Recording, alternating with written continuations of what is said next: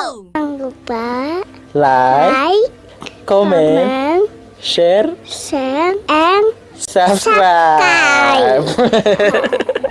Tombol merah daripada kanan. Kawan-kawan sekalian, kaum Madian adalah sebuah bangsa yang pandai berbahasa Arab. Ibu kota kediaman mereka diberi nama Madian. Kota Madian juga dikatakan berhampiran dengan kota kaum Nabi Lut alaihissalam, iaitu Sodom.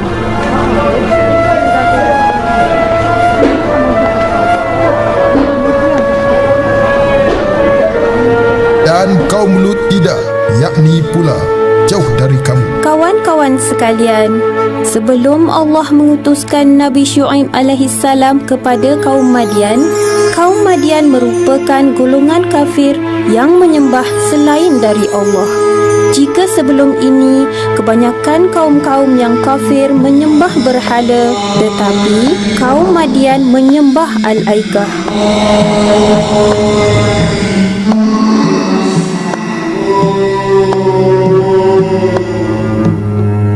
Al-Aikah ialah sebatang pokok aik yang di kanan kirinya dilitupi hutan tebal.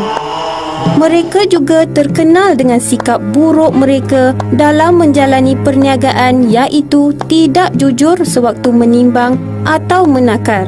Wahai saudaraku, bolehkah saya dapatkan sejumlah gandum dengan harga yang berpatutan?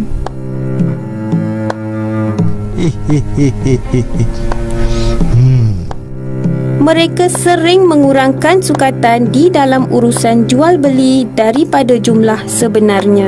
Harga yang berpatutan ya, tahulah aku. Seperti rasul-rasul sebelum ini, Nabi Syuaib alaihissalam juga telah berusaha menyampaikan risalah Allah kepada mereka. Baginda mengajak mereka semua menyembah Allah dan tidak menyekutukannya. Baginda juga melarang mereka dari terus melakukan perbuatan tercela dan merugikan orang lain. Kami tidak akan percaya dengan ajaran kau, wahai Syuaib. Tanpa berputus asa, Nabi Syuaib alaihissalam berdakwah lagi. Baginda menegaskan bahawa pentingnya menegakkan keadilan dengan bersikap jujur dalam menetapkan sukatan dan timbangan serta menghentikan kezaliman. Baginda berkata dalam surah Al-A'raf ayat 85 yang bermaksud, sempurnakanlah sukatan dan timbangan. Janganlah kamu mengurangi sukatan dan timbangan orang lain sedikit pun. Jangan pula kamu membuat kerosakan di muka bumi setelah pembangunannya. Kawan-kawan sekalian, selain daripada ketidakjujuran kaum Madian di dalam urusan perniagaan, mereka juga adalah golongan manusia pertama di dunia yang suka duduk di tempat laluan orang ramai dengan tujuan untuk merampas harta benda yang dibawa oleh orang-orang yang lalu lintas itu secara paksa. Tolonglah kalian, tolong. Janganlah ambil barangan kepunyaan hamba. Hei orang tua, tiada siapa yang boleh menghalang kehendakku. Manakala perbuatan mencuri, merompak dan menyakiti hati orang lain sudah sebati dalam kehidupan mereka, sehinggakan mereka tidak lagi rasa bersalah mahupun malu di atas perbuatan mereka itu.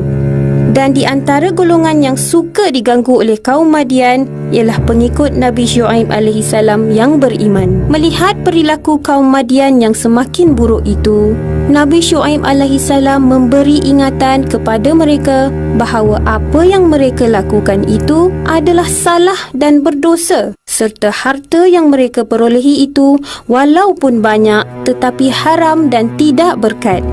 Seterusnya, baginda mengingatkan kaumnya lagi bahawa sekiranya mereka terus-menerus menentang risalah yang dibawanya, akan mendatangkan azab yang pedih ke atas diri mereka sendiri, seperti mana kaum Nabi Nuh, kaum Nabi Hud, kaum Nabi Soleh dan kaum Nabi Lut. Dalam surah Hud ayat 89 ada mencatatkan peringatan Nabi Syuaib alaihissalam terhadap kaumnya, iaitu yang bermaksud, wahai kaumku, pertentangan ini janganlah menyebabkan kamu menjadi jahat. Akibatnya kamu akan ditimpa azab seperti menimpa kaum Nuh, kaum Hud, kaum Soleh dan kaum Lut sendiri, yakni yang masanya tidak jauh dari kamu. Namun, segala usaha Nabi Syuaib alaihissalam menemui kegagalan.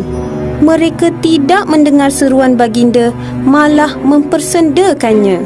Walaupun dipermainkan oleh kaumnya, baginda masih tetap tidak berputus asa, malah tetap bersabar dan bersikap lebih lembut kepada mereka. Baginda tetap berdakwah kepada mereka dengan mengatakan bahawa apa yang baginda dakwahkan itu merupakan perintah Allah yang membawa kebaikan kepada diri mereka sendiri. Kawan-kawan sekalian, adakah sikap lembut Nabi Syuaib alaihissalam itu membawa kesan yang positif kepada kaum Madian?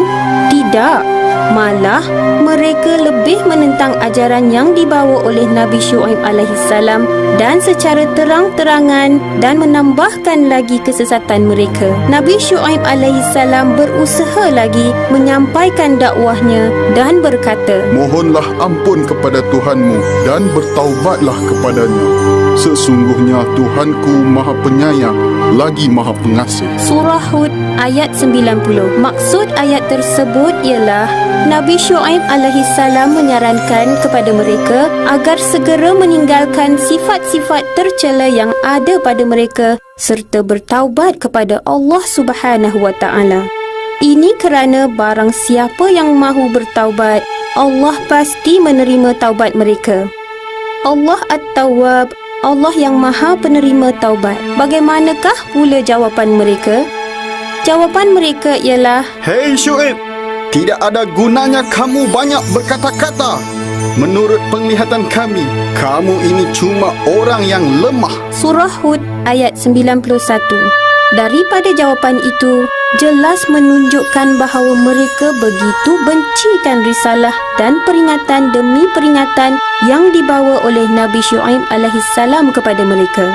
Bagi mereka, kehadiran Nabi Syuaib alaihissalam dengan risalah yang dibawanya itu tidak membawa apa-apa erti. Dalam surah Hud ayat 93 ada mencatatkan ancaman baginda tersebut yang bermaksud, Kelak kamu akan tahu siapa yang akan mendapat azab yang menghinakan dirinya. Dan siapa yang berdusta, tunggulah azab Tuhanku. Aku sedia menunggu bersama kamu. Dengan tegas Nabi Syuaib alaihissalam menjawab, Kalau kami tidak suka, apakah kamu akan mengusir kami? Kalau kami kembali kepada agama kamu setelah Allah menyelamatkan kami daripadanya, bererti kami telah melakukan kedustaan yang besar terhadap Allah. Kami tidak akan kembali kepadanya, kecuali jika Allah, Tuhan kami berkehendak kepada yang lain. Surah Al-A'raf ayat 88 hingga 90. Selain daripada ancaman, kaum Madian juga mencabar Nabi Syuaib alaihissalam.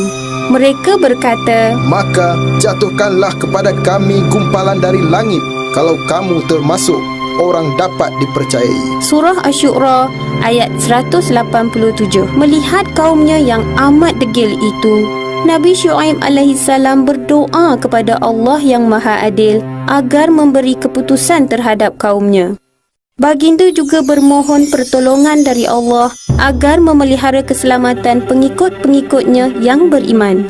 Sesungguhnya Allah tidak akan menolak doa Rasulnya apabila memohon pertolongan kepadanya dari ancaman golongan yang kafir. Tidak lama selepas Nabi Syuaib alaihissalam berdoa kepada Allah, datanglah beberapa jenis azab Allah yang amat dahsyat. Allah telah mengirimkan kepada kaum Madian awan yang bersuhu teramat panas. Ini bermakna mereka telah mengalami udara yang sangat panas dan bertambah panas dari hari ke hari. Walaupun banyak air yang diminum dan mencari tempat yang mereka rasa boleh melindungi mereka dari udara yang panas itu, namun sia-sia belaka. Keadaan ini berlanjutan sehingga 7 hari. Akhirnya, mereka membuat keputusan melarikan diri ke gurun pasir untuk menghindari dari gelombang udara yang amat panas itu. Di sana, mereka telah berkumpul beramai-ramai di bawah naungan awan. Apabila jumlah mereka telah mencukupi, maka Allah telah mengirimkan kilat petir dan diiringi oleh gempa yang amat dahsyat, seterusnya disusuli oleh suara getaran yang sukar digambarkan.